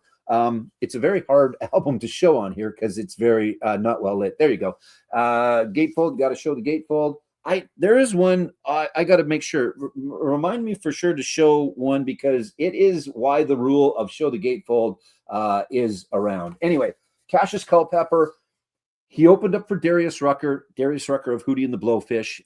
Really, really good. Yes, a little country like Steve Earle's country. Some fantastic songwriting, wonderful voice, fantastic band. This is his first album. This is called Act One. Give this a listen for sure. I think that if any of the things that I just said intrigue you, I think that you will enjoy it. Maybe a little rate lift in the night sweats, maybe a little bit pulled back a bit, maybe, but really, really good, fantastic songwriting. What was kind of cool as well is I'll show you the vinyl, and it came in a couple of different colors. But what's neat, and it's the first ones that I've seen for a while, or the first ones that I've seen, period, where I don't know if I mentioned labels earlier, which made me think of this. But anyway, oh yeah, because I was talking about the Black Crows and the fact it should have been a Black Crow. Yeah. But so these are the labels on the Cassius Culpepper, and you're going, what labels, Joe? And you're right, because it is actually just full-blown wax all the way through, and they are etched and or almost like not picture disc like labels. It's hard for me to show you. Maybe if I do, let's see if I do this, if it will come through a little bit more. Probably not. But anyway, I digress. It's not that important, but they're very cool because again, there's labels there, but it's actually right on the vinyl. And then it's kind of superimposed. It's pretty cool. It's like Pink Floyd's Dark Side of the Moon that came out a couple of years ago, where it was not a picture disc, but it was more laser etched, and kind of the next wave, I think, in picture discs or way that things are going to go. But I just thought it was fairly cool because they're both like that. You know what, Chris, you got something you want to show there? I'm going to dig the other one out. You might be able to see it a little bit better what I'm talking about than the red one. Okay, so Joe's gonna kind of roll his eyes now. I did not choose this. Like I said, Liz chose this. Yep. Joe, do not get upset with me, please. Of course not. That's fine. That's fine. This is all I need. Yeah. Literally. It's one of them ones that went up and down in price. I'm not a massive fan of his, even though I got the greatest hits, but I've got the greatest hits. So that's all I need. That's fair. This is, yeah. No, go ahead. Let No, me no, move go you ahead. No. Okay, so you've got Can't Stop This Thing We've Started, Run to You, Heaven, It's Only Love with Tina Turner, When You're Gone with Mel C, Cloud Number 9, Everything I Do It For You, Don't Care If I Never Hear That Again, You Belong to Me, Summer 69, Don't Care If I Ever Hear That Again, Have You Ever Really Loved a Woman, Please Forgive Me, Cuts Like a Knife, The Only Thing That Look Good on Me Is You, All for Love with Rod Stewart and Sting, Back to You, Please Stay, 18 Till I Die. So, Yeah, it is a fantastic compilation of Bryan Adams hits for sure. That's good. And just to clarify again, I don't hate Bryan Adams. I am sick of Bryan Adams, if that makes sense. So, and then on top of it, I delivered water, like the big 5-gallon jugs of water for a couple of years. And the only radio, it was just the radio in the truck. I probably could have worn my headset. But anyway, regardless of that, so I had to listen to a specific local classic rock station. I didn't have to listen to it, but it was pretty good for the most part. But they just played the shit out of Bryan Adams. So I heard Summer of 69 almost every day. And I heard this almost every day. Instead of playing one of those multiple songs, they just played the same two over and over and over and over. Anyway, at the shop the other day, we had it on in the background because we do other things at the shop besides the vinyl. And announcing Bryan Adams Radio. So from 6 till 8 every night on that station, he hosts a friggin' radio show. So just if it wasn't enough, there is the other Cassius Culpepper. So again, you can see it's kind of clear, and then the vinyl, it's embossed. It's kind of cool and a very, very good album. So make sure that you at least give it a listen. Whether it will be your style or not, I don't know, but at least give it a listen. So, and he's coming to town again too. So again, I don't hate the man. I just don't ever need to hear him ever again. So. I think I've told you the story. I bought tickets for Bryan Adams, and Liz had the flu 2 days before, and I was like, I can't drag her to a Bryan Adams concert. Yeah, exactly. Later. I tried reselling them on Ticketmaster, didn't go. I wasn't devastated, but it was one of them. She was more interested in going than I was. Yeah. He's going to sing the hits. I was more devastated we missed Offspring, to be honest. Yeah. So again, again, I don't know if I said it the first time. I do that a lot. There's stupid shit where if people actually listen to me more than they should, they will realize I say shit. Like again, I don't know if I said it the first time. Anyway, regardless of that, he puts on a very good show. I say again because I've said that before. I don't disparage the talent of Bryan Adams. I'm sick of him, but he puts on a really good show. And obviously he's got a ton of hits and everything else as I screw around with this record and try and get it back in. But so I don't think me and Liz got any concerts this year at all. Nothing planned. No, nothing planned yet. No.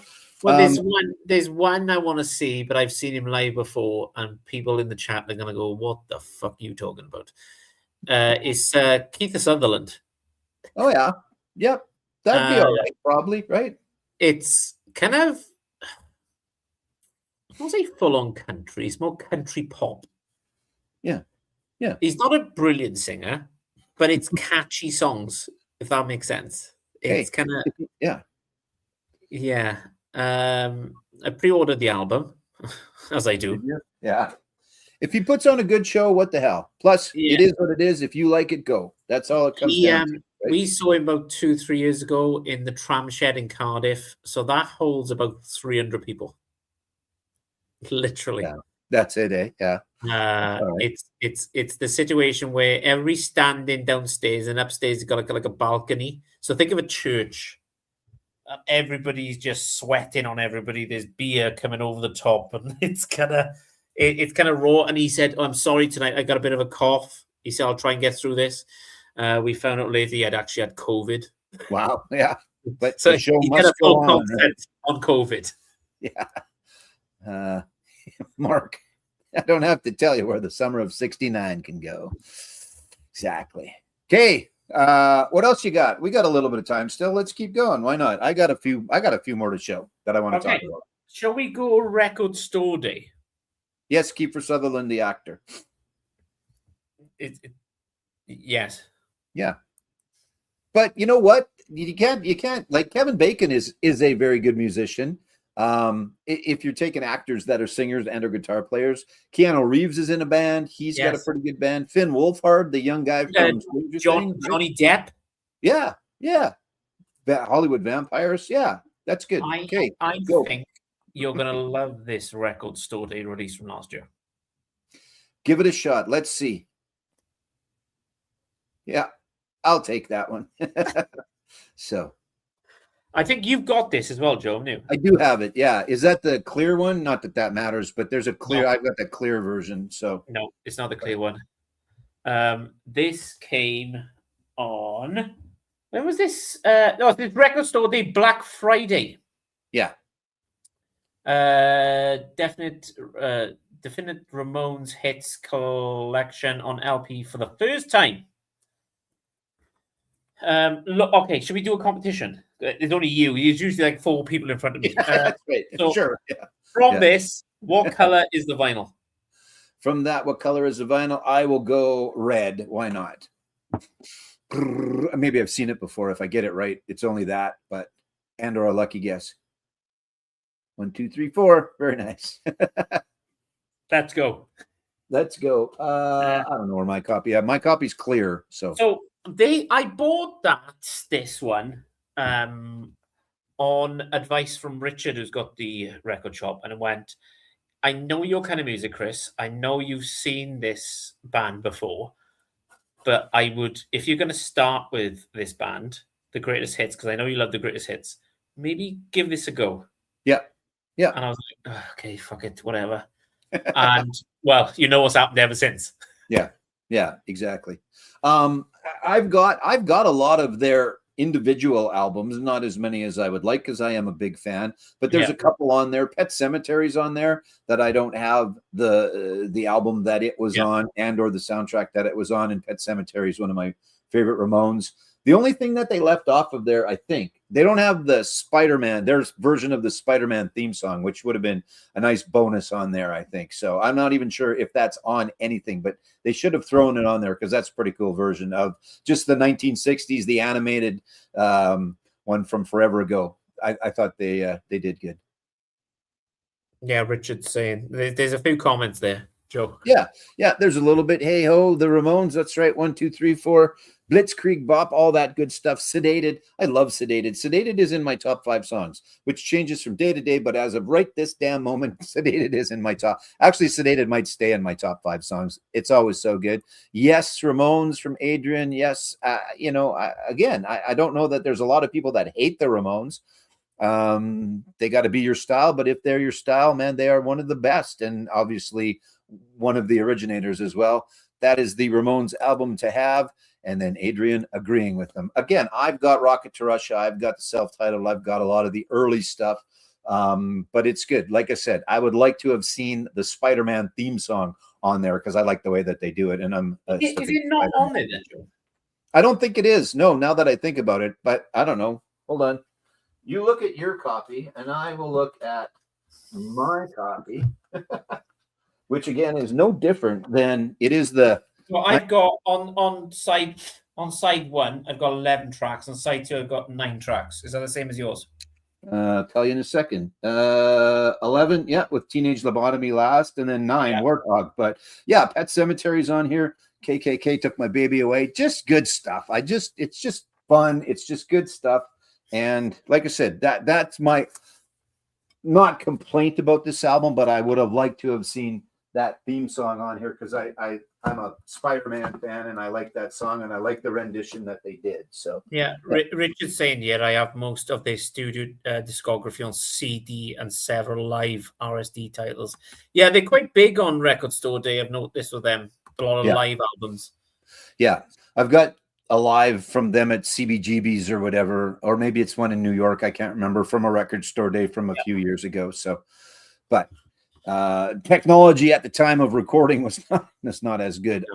But then you want the Ramones to sound a little ragged, don't you? A little bit, I guess. So. I think if I ever bought the Rhino High Fidelity Ramones, I think Joe would go, "We can't be friends anymore." Yeah, that's right. You have to have your Clash albums have to be a little beat up, and your Ramones albums have to be a little beat up. So, but Okay. one that can, yeah. I think it's your turn, mate. It is, yeah. All right. So this is one that I don't know if a lot of people know about yet, but it is by the band Squeeze.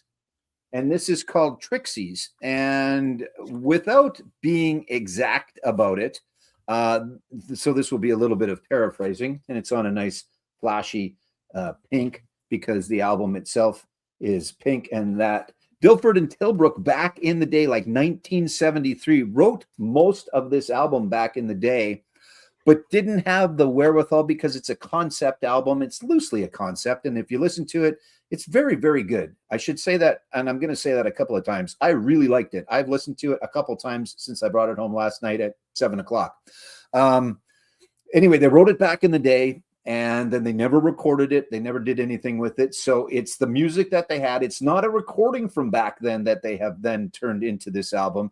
It is the songs that they had written back in the day done today. It's good. It's really good. I like it. Trixies. The second side for me is a little bit stronger. Trixies Part 1 and Part 2. The Jaguars is pretty cool as well, but it is really, really good overall. I will show you the front. And there is the front. So again, a concept album by Squeeze. Yes, that Squeeze, Dilford and Tilbrook. And you can see, maybe not. If I do it right, you can see there's some of the album titles or song titles, pardon me, on the posters in the back. But this is the one that I suggested. This is the reason why my rule has always been show the gatefold. This one's pretty cool. And there's your gatefold. So that is a night at Trixie's. You can see people that are hammered. You can see all different lifestyles, all different classes of people as well. But I would give it a listen. If you are a Squeeze fan, it's pretty darn good. And again, the artwork is fantastic. It's got the colored vinyl. This is the inside. Again, nicely styled. I guess that's Trixie. I'm not sure if that's Trixie or not, but really, really good. I love the fonts. I love everything about this album. I was pleasantly surprised. I had seen that it was coming out a couple of weeks ago, maybe 3 weeks ago. And I thought, yeah, I'll order that because I'm a big Squeeze fan. I like Argy Bargy. I like all that stuff. Now, Carrick is not on here, right? Because he was part of that version of Squeeze. But give this a listen. I don't know if you're a Squeeze fan to start with or not, but I think you'd enjoy it. And it's worth a listen for sure. So, yeah. And as Richard said, yeah, it's been getting really good reviews, and rightfully so. Again, it's songs that were written back in 1973 that have now been produced and put out. They're not dated. I don't know if I'm glad that they waited because, you know, it's got better production than it probably would have had back in 73. Maybe they've refined it. I don't know how much they've changed it from back in the day, from those original songs that they wrote, but it's good. And I think it might be one of those at the end of the year. If I bothered to do a video of my favorite albums of the year, it's probably going to be on there because it's pretty good. And that's just a couple listens in. I enjoyed it. It was pretty fun. So I know the name Squeeze. And I think you've done it. There was one of the competitions you did the last 2 weeks, I think. It was either Emma's or Trevor's. Yeah, maybe Emma's. I can't remember for sure, but and you said Squeeze, and I'm like, oh, I need to go on Apple Music and have a look at that. And then, I'm like, I get sidetracked very quickly, and it's the kind of right. I need to go back now and listen to that. But yeah. So, what kind of for a person who's never heard of Squeeze ever before, what kind of music or artist or band would be pretty close to them? Like, what kind of music you're looking at? They would fall into the category, I think, especially the albums that I talked about, stuff like Argy Bargy and that, with almost a little, like if you took maybe Madness or those guys, which were a little bit more ska, right? A little bit more of that, but you backed them off and you made them a little more synthy, and you maybe made them a little more new wave as well. Like the album for me, Argy Bargy is the best. Coffee in Bed. They've got some mellower stuff, and then Muscles from a Shell, things like that. So I would put them in the synth pop, new wave-ish category. Well worth a listen. And then this album is reminiscent of their sound of that time a little bit, but it also stands on its own. It's a good album. I would give it a listen, and you do have to listen to it. It is a concept, so it's cool how they go through the story. So, but yeah, and then like I say, that was the one that I wanted to make sure that I showed the gatefold for, because it sounds silly to those not in the vinyl community and or in the vinyl world when we talk about, oh, it's partly the artwork. Well, it is. It's a lot the artwork. I mean, we're here for the music. Don't get me wrong. But the fact that this album is cool, because I sat down and I kind of looked at all the people on the inside, and the next time I listen, I'll pull that out and I'll take a look on the inside again, because there's, there's people from every class in there. And it's good because it obviously goes along with the fact that it's based around this nightclub from, X time in their lives. So I liked it. And if Richard says, because I trust Richard's voice in that genre. So if he said that I described it well, then I'm happy with my description. So, and then Babylon and On. Yeah. Again, I've always been a Squeeze fan. They have never been massive by any means, but they've always had a pretty decent following, and there's lots of good stuff, I think. Right. My turn next. Do you want the greatest Canadian songwriter of all time, or do you want something that you recommended on a video? Let's go with what I recommended on a video, and or Gordon Lightfoot. Yeah, awesome. And that's not even their best. We got to find you some more from them. And anyway, I'll let you talk. Go ahead. This is the only one I could find online. Yeah, I know. Yeah. So this is fantastic. I love this. It's brilliant. And it's probably better than this that you've got. But I've listened to it about 4 or 5 times in the last 2 weeks when I haven't been working. Yeah. Or in the transport that I do. I can't believe I haven't discovered these before, Joe. Well, I mean, they're big, but they're not even that big.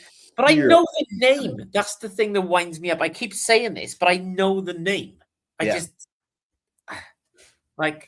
Even the gatefold itself looks amazing, mate. Look at that. Yeah.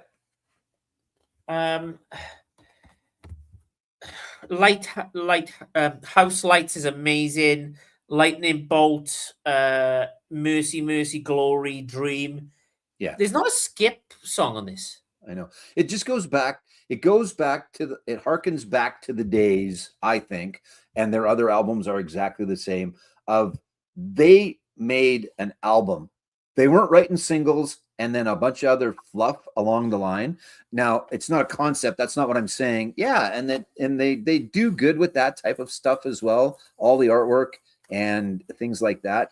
But I think, paraphrasing or putting words in the mouth of the guys from the Glorious Sons, I think they make albums. They set out to make albums. Again, not a concept, not from start to finish, but it's not like, well, here's a couple of strong ones, and then here's some other shit that we threw together so that we can sell some albums. Yeah. And they've got 5 now. Again, the first 2 for me are probably the strongest, but they've got a new one coming out, and the single from it that I've heard is fantastic. I saw 3/5 of the band open up for someone as well on a kind of a side project, and they were fantastic. The lead singer's out on his own doing some stuff called Johnny Shambles as well. But yeah, really good. The Union's fantastic. Young, Beautiful, and Fools. The fact that I've seen them and the fact that they are phenomenal every time I see them has upped them for me. that always makes a difference, right? If I go and see someone and they're fantastic live on top of the music that I already enjoy, it takes them up a notch. My son introduced them to me, which is kind of cool as well. For him to have brought me that music, that was kind of neat, because obviously I've tried to, partake my wisdom down through my genes to my kids. But it was kind of cool. It was like, hey, you got to listen to this, and hooked ever since. And we go to see the shows together, him and Riley and I, and that helps a lot as well. But again, really, really good songwriting, good musicianship, fantastic live. And that, what more do you need, right? I mean, that's all I need is those. I will say, yes, you were correct. It was going to be Gordon Lightfoot. Yeah. It kind of gives it away the greatest songwriter of Canada ever. It's kind of like, well. Now, you might get a little argument from our friend Brian, whether that's him or Leonard Cohen. But Gordon Lightfoot. Yeah, Lightfoot. I mean, I'm also a big Tom Cochrane songwriting fan as well. But I am a songwriting fan, and that is part of the allure. If I wanted of to listen as to well. an amazing songwriter and an amazing voice, it's Gordon Lightfoot every day of the week. Yeah. He just embodies it, right? And you can just see him sitting there with his guitar and singing, and probably a stubby Canadian beer maybe sitting beside him at the time. I don't know. Just really good. And the fact that you found him well before ever hanging out with all us Canadian guys, right? My mum used to listen to him on CD, and I kind of knew who he was, but I didn't know he was Canadian, to be honest, because it's you Canadians who've educated me over the last 2 years. But I'm in the process of collecting. I've got Gordon's Gold, which wouldn't surprise you, but I've got. I think you sent me one on VCLT. Yeah, I think that's right. You need to change the name of that. Yeah, VCLT is a bit. Yeah. I'm in the. Every time I see him out in the wild, I will pick it up. Yeah, I think. Yeah. But it's good. He's the artist you could put on a Sunday morning, you can put up on a Saturday night, you can put in the week and still enjoy it. It's kind of, there's no kind of gaps there. Yeah. Oh, because I mean, much like what you just said, there are times of day that I want to listen to artists, right? I come down in the morning, I got my coffee, I sit down, I start doom scrolling on the bullshit that I scroll on. And that's going to be more along the lines of a Gordon Lightfoot, an Adam Baldwin, certain Springsteen albums. But then I come down in the evening, Joanne's gone to bed, and although playing it quietly, that's when the Ramones and the Damned and the Glorious Sons, that's when that stuff comes out. That's not to say that those roles can't be reversed, and there's nothing wrong with reversing it, but there are certain artists that are certain times of the day for me. So, yeah. I think Mark is enjoying Gordon Lightfoot as well. Yeah, on the Now Playing series. Right, yeah. He's got a lot of material. Again, he doesn't stray too far. And it's very similar along the lines of, but if you're a fan of, I think you're a fan of, and it's just. I would say you wouldn't go wrong buying any Gordon Lightfoot album if you like Gordon Lightfoot. If anybody's listening to this who doesn't know what the fuck we're talking about, start with Gordon's Gold. Yeah. Sundown. Yes, that's the one I'm after. I'm after a good pressing of album because I've seen pressings of it, Joe, and it's beat up to shit. And it hasn't been good. Exactly. Yeah. Well, I've got a little stack somewhere that I'm trying to build for you. I'd like to find you some more Glorious Sons because I'm missing one of them. My wonderful. You can't get it in the UK. It's fucking impossible, mate. You've got to ship from America or Canada, and it's that. Don't get me started, but it's. And what they should do, there should be a day where there's a bunch of good old albums that everybody's looking for that they should reissue, and they should bring them out on one day. Yeah. And I know. Their first one, The Union. So Riley had bought that. My son had bought that for himself. That was his copy. And some guy on Discogs offered a ridiculous amount because it was a colored variant. It was a tour variant that the dude didn't have. And Riley thought, yeah, I'll be able to get it again. And he sold it to him. And they're not out there because all of them are that hard to find. But again, if only there was a day. Yeah, I'm done. There's so many great albums out there that It's could called use a reissue. British Album Day.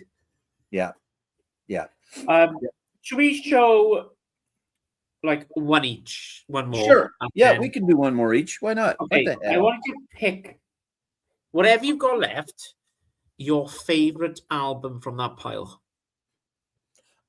There's 3 that I haven't listened to yet and 1 that I have. So I'll go with the Okay. one that I have. Sure. Okay, tell you what, show me the 3 you haven't listened to first, quickly, and then we'll Okay. do The head to one- head.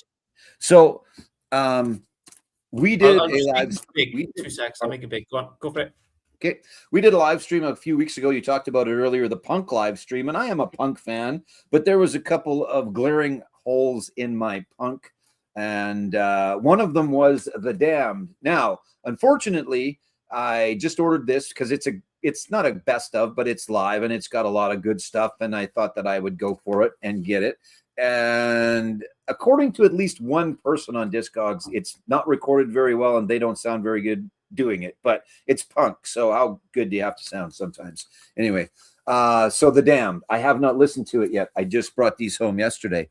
Again, a very glaring omission in my collection, and that is The Descendants. I don't know if that's one Nice. that you were going to show, because I know Yes. that you just Nice. recently picked this up as well, right? Yes. So Lila Goes to College. Again, probably should have had this a long time ago, but live stream cost me more money again, both Yes. of those. And then the last one, I have not listened to, short of a couple of songs performed live 2 weeks ago in Montreal, and that is this one from Lady Gaga. I did not have Art Pop. The one that I really want is the one that they have not reissued yet, which is the album with Bad Romance on it, the Fame Monster, but they haven't done that yet. But I didn't have Art Pop.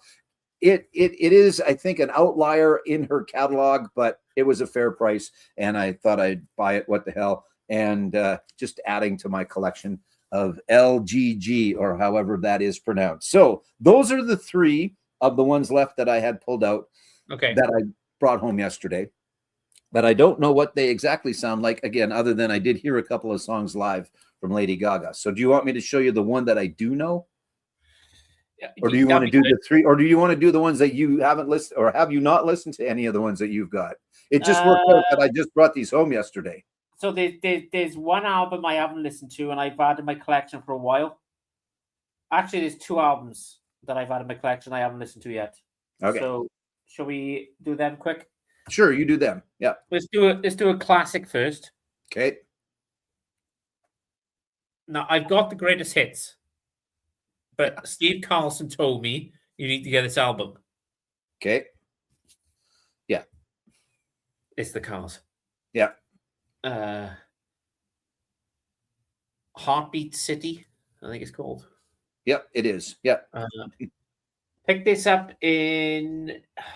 Did I pick this up in a charity shop, or was this a fucking? No, yeah, it was one of the charity shops when you were Yeah. out wandering the countryside. Yeah. Yeah. So there's that one that came on black vinyl. I can't believe I still haven't listened to this. Steve Carlson again, The Laws. Right. Yeah, I haven't listened to that either. I don't have that. I know you've mentioned it because Steve's got the 2 up behind him all Yeah. the time, right? So, This was on like a Coke green vinyl. right. So those are the 2. And because I bought so many, Joe, Yeah. I just, and obviously because I'm going to, okay, spoiler alert, I'm probably going to go to Glastonbury this year. Yeah. What I was planning to do was to grab some grass and send it to you. So you've got a piece of Glastonbury in your collection. That's awesome. I'll take that. That's cool. Right on. I don't know if Border Control will appreciate that one. That's right. But fuck them. Yeah. So, okay. I'm on the same issue as you, Rabbit. It won't fucking go back in. That's what she said. So, let's go with your favorite album you got left from the picks. Okay. Even though I haven't shown any Stereophonics tonight, but You haven't. No, I'm torn.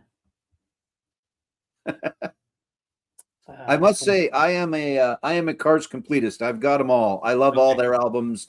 They are, for me, they are all killer, no filler. That's a band for me that I need more than the greatest hits, because there are some really fantastic. There's some really fantastic stuff, as we'll call them deep cuts, not hits or whatever, from the Cars. So if you can find more Cars, I would suggest buying more Cars. For me, anyway. And the only ones I could find is the greatest hits and the one I showed you. The other ones are really hard to find in the UK. Yeah, Candio is Okay. After 3, we will show the album that you most like in your collection, what you've got left. Ready? Sure. 3, 2, 1. Well, those are different. So yeah, I had a really beat up copy of this, and then I watched the documentary, which we talked about earlier a while ago, and went, I should probably get a better copy of Mother's Milk. So not necessarily new to me, but a new copy that I got yesterday, and the one I am familiar with because I have listened to it before. But that's probably a fairly decent compilation from John, I would imagine, right? Yeah, it's the reprise he brought out last year. Oh yeah, right, yeah. So Legacy, Creedence Clearwater, Revival Years, it's called. So right. Nice. So He's fantastic live. I saw him, I mean, it's 10 years ago now, but really great. Okay, looking at this, you'll never get this. What color do you reckon the vinyl is? And this goes out to the chat as well. We'll give you about 20 seconds starting now. Joe, what color? Blue. Again, it will either be a lucky guess or you showed it before, and I think you showed it before, but you're close. Okay. Oh, okay, sure. That's cool. Right on. It's got some blue in it. Yes. Yeah. I'll give it to you, Joe. Well done, mate. Okay. Yay. The judges say the yay. judges go wild. Yeah, the judges go wild. Yeah, exactly. Yeah, it's the Beans cover from the Who. Oh, okay. Sure. Yep. Very nice. Did anybody get it right in the chat? I bet somebody probably somebody did. I would think. Okay. So yeah. There you go. That was the live stream, guys. Yeah. The judges say yay. Yes, of course they do. Yeah. They're my judges. Yeah. So let's quickly go through the chat before we end this, because it's gone over the 2-hour mark. So just quickly, what did Mark say? Yellow splatter. There is yellow slightly in there, Mark. I will give you that one. Yeah, I'll give them that one too. Yeah, exactly. Well, no, wait here. Hold on. They're right there, so might as well use. Yes. Judges say yes. Love the Descendants. Yes, I figured, Richard, you probably would be up on that. Heartbeat City in an online auction a month or so ago. Again, great album. But and again, if you like the Cars, they didn't stray very far, and I think they're all pretty good. Yes, Mark said Yellow Splatter. And I'll have to double check. I think that there is. I'm not positive of that, Richard, but I will check for you and let you know. But I believe that there is, now that you mention it. And yes, you were pretty close with Yellow Splatter. I don't know if you want to be close, Yellow Splatter, but you know what?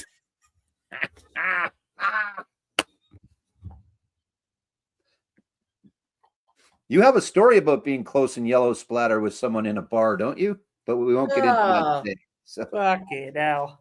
Yeah, you're tired. Shit's more funny when you're tired. So, but sorry, guys, I've been up since fucking 4 a.m. Yeah, that's right. Yeah, exactly. So Joe, amazing as usual. Absolutely love this. I hope everybody who's watched this evening has enjoyed it. We are not Record Store Day people. I don't claim to be after the last 2 years. Fuck them, pretty much. I think you need to start supporting local record shops that don't do Record Store Day. Like in the UK, we do album day releases that Richards and the Vinyl Tap House knows about. There's other people who know about it. Morton, for instance. We need to do it in Canada and America, just to promote maybe local bands or bands that never released on vinyl before. Yeah. So Thanks for everybody who's going to watch this later. Everybody's been in the chat. Joe, as usual. I put a description down below. If you want to get involved with Joe Perdie, I'll just go to Joe one more time. How can they contact you, Joe, to get involved? Yeah, just either, again, in the comments section where you will find this, whether that's on my channel or Chris's channel, just leave a way for me to get a hold of you, and or email me at theracerreport@gmail.com. And yeah, new episode Monday night. And then every Monday night, as long as I can keep finding people to play along and have fun with us, then there will be a new episode every Monday. So find me. Let me know, please. We don't know when the live stream is going to happen next because I'm working a lot because I got a lot of festivals to do. But as soon as I know, I'll put up my page. So thank you so much for everybody. And we will speak to you soon. So stay safe. Thanks. Bye.